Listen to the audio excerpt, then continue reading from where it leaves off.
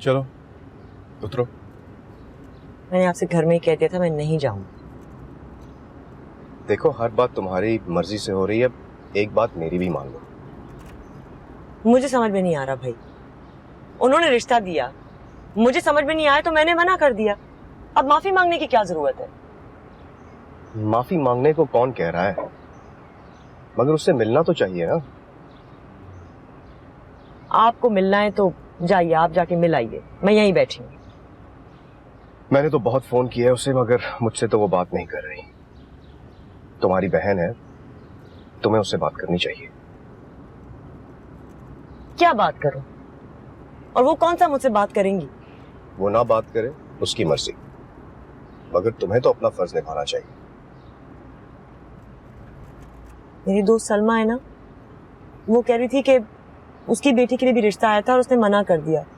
उसको तो माफी नहीं मांगनी पड़ी। उसने अपनी सगी बहन से इनकार नहीं किया होगा। चलो शाबाश, उतरो, तुम्हारी अम्मी और भाई भी आने वाले होंगे। आओ जल्दी से, सिर्फ 2 मिनट बैठ के चलेंगे, ठीक है? चलो।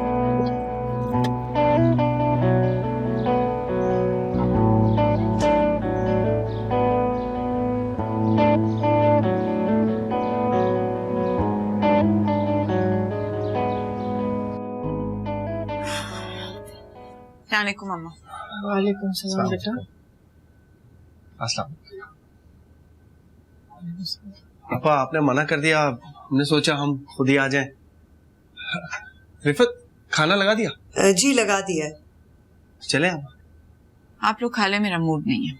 अरे बेटा जुबैदा, हम ये सब कुछ तुम्हारे लिए तो लेके आए थे ताकि तुम्हारे साथ खाना खा सकें। ऐसी तकलीफ की आपने अम्मा, मैं 1-2 दिन में खुद ही आपसे मिलने आ जाती। देखो बात सुनो। सब कुछ देख लिया है, सुन लिया है और सब समझ भी गई हूँ। कुछ कहना बाकी नहीं रहा। मैं फिर भी तुमसे एक बात करना चाहता हूँ। क्यों? क्या मेरी बेइज्जती में कमी आ जाएगी फिर? और फिर जब किसी को अपनी गलती का एहसास ही नहीं है तो मुझे मुंह उठा के देखने का फायदा क्या? बस यही सुनाने के लिए लाए थे आप मुझे यहाँ? उनका दिमाग तो हमेशा आसमान पे ही रहता। क्या क्या कहा तुमने? कुछ नहीं। नहीं नहीं कहो ना, हिम्मत नहीं रही क्या? पापा ऐसी कोई बात नहीं है, उनके मुंह से निकल गया वैसे ही। आप जब मुंह पे कंट्रोल नहीं है तो टेप लगा के रखा करे, उठा के आ जाती है। मुझे कोई शौक नहीं है आने का, आपके चहीते मुझे यहाँ लाए थे। फिरदौस, क्या बकवास कर रही हो? अपनी औकात में रहो। मैं अपनी औकात में हूँ। तौबा, शुक्र है कि मैंने तुम्हारे रिश्ते से इनकार कर दिया। फिरदौस। अरे नहीं नहीं, बोलने दें इसे, आपकी बीवी है भाई। हाँ हूँ उनकी बीवी, कोई एतराज है आपको? अगर एतराज होता ना तो आज तुम इनके घर में नहीं बैठी होती। अच्छा तो कौन होता? फिरदौस बस करो। या अल्लाह, ये क्या हो रहा है, ये क्या हो रहा है आखिर? बहुत हो गई है फिरदौस, और कुछ मुझे सुनने की जरूरत नहीं है। आप लोग खाना खा लें, अम्मा मैं बाद में आपसे मिलने आऊंगी।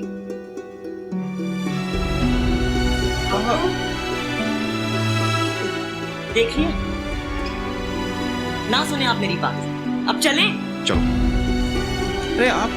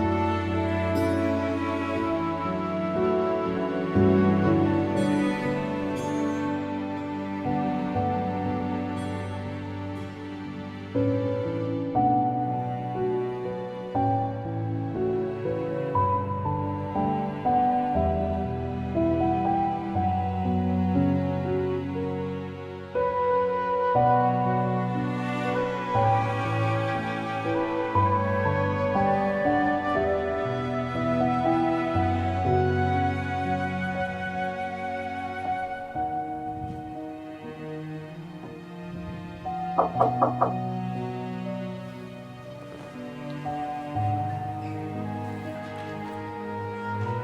अबू।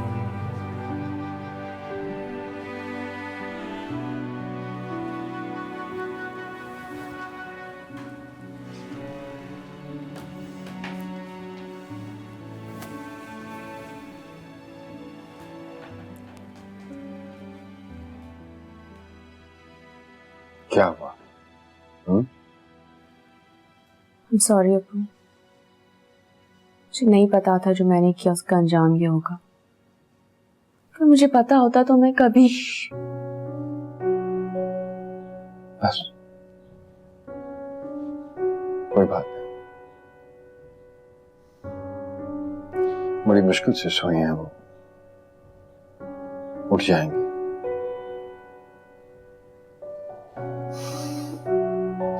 मैं जानता हूं कि तुम्हें कैसा लग रहा है,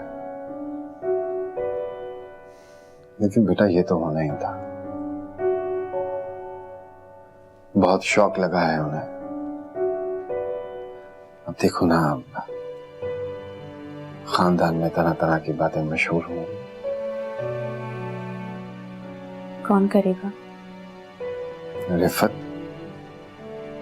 फिरदौस खुद, और तुम्हारी अम्मी को तो ये बात खाई जा रही है। मैंने आज से पहले जिंदगी में उनको इतना अपसेट नहीं देखा है। मुझे पता है कि वो फिरदौस और उसके घर वालों से नहीं मिलेंगी। बहुत गुस्सा है उन्हें, बहुत परेशान है। देखो ना, घराने में बहुत सी गलतफहमियां पैदा हो गई हैं। मेरा बस चले तो मैं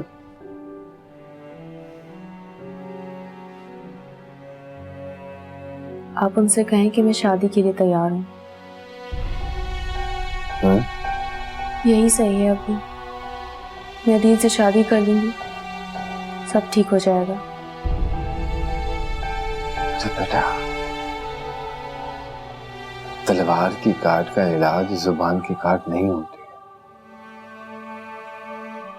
तुम्हारी अम्मी पे जुबान का वार हुआ है। तो मैं क्या करूँ अबू, कैसे सामना करूंगी उनका? देखो बेटा, तुम्हारी माँ है, तुम इकलौती औलाद होंगी। माफ नहीं करेंगी तो और क्या करेंगी? आज नहीं तो कल ठीक हो जाएंगी।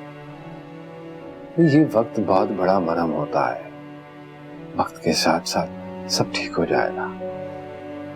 और वैसे भी तो तुमने उनसे 3 साल मांगे हैं ना, तब तक इंशाल्लाह सब ठीक हो जाएगा।